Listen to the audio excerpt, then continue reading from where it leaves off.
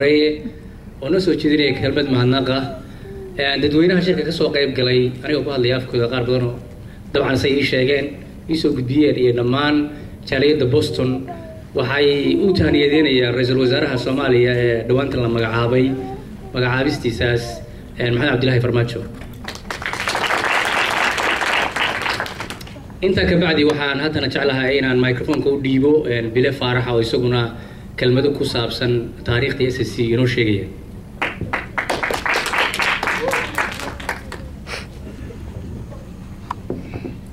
بسم الله الرحمن الرحيم. السلام عليكم ورحمة الله وبركاته. مدني يوم الوين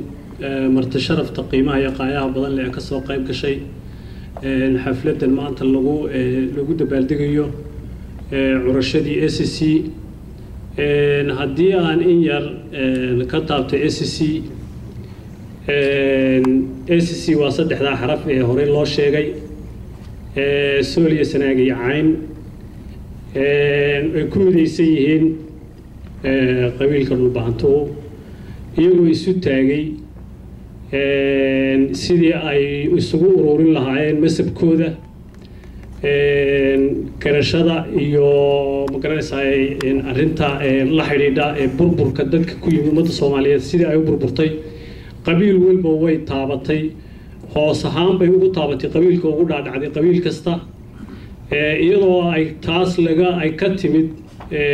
dawladii dhexe ee Soomaaliya isku xiri jirtay markii la waayay qabiil kasta burbur ayaa gudihiisa ku dhacay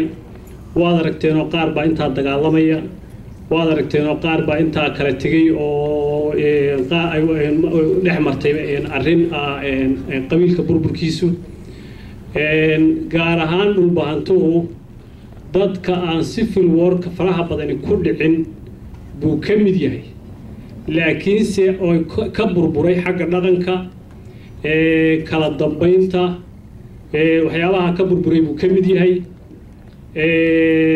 insha Allah billahi kariim waxa la isu taagay ururku wuxuu isu taagay sidii uu midayn lahaa u soo celin lahaa sharafta iyo midnimada qabiilkaas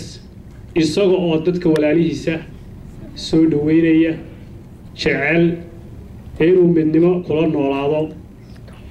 deegaanada deegaan kasta oo uu degan yahayna lagu mideeyo qabiilka dhulbaante ayuu isu taagay ururkaasi weli waxba muu qabanin wax weyn weli muu qabanin xagga waxqabadka marka uu ilmuhu dhasho ma dhaqaaqi karo markiiba ma dhaqaaqi karo muddo qaadanaya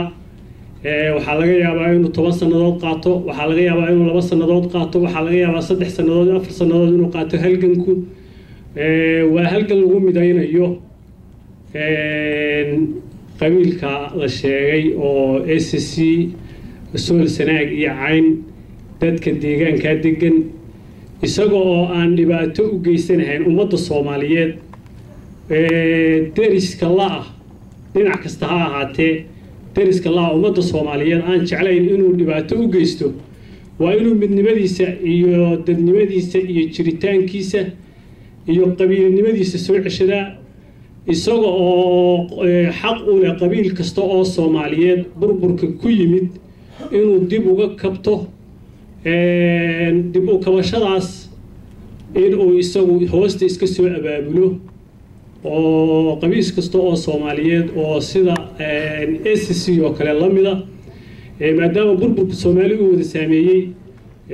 annagoo kula talinayna qabiil kasta oo u soo dhaweynayna qabiil kasta oo Soomaaliyeed inuu isna iska soo dhiso hoosta heshiiyo midoobo wax wada qabsado insha Allah billahi kariim annagana naloogu duceeyo ummadda Soomaaliyeed inaanu noqono kuwii isku afgarta midooba danaha ay leeyihiin u khaaska ah ka midooba ummadda Soomaaliyeedna ka codsanayna inay sidaas oo kale u midoobaan si loo helo ummad Soomaaliyeed oo walaalo ah oo isku mid ah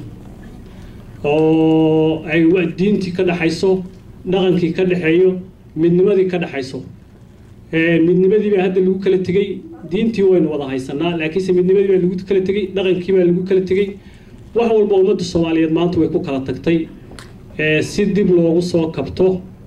إن شاء الله بالله كريم قبيل كستاينو هوستا إسكسور ديسو وحقبت كيسيسي ومن هذا الرياض دقاتشي إن شاء الله مير ونعكسن قاري دونا بس شرفت كسو قيب كشيء هذه بانو قسو دويننا وأنا أسنتين والسلام عليكم ورحمة الله وبركاته.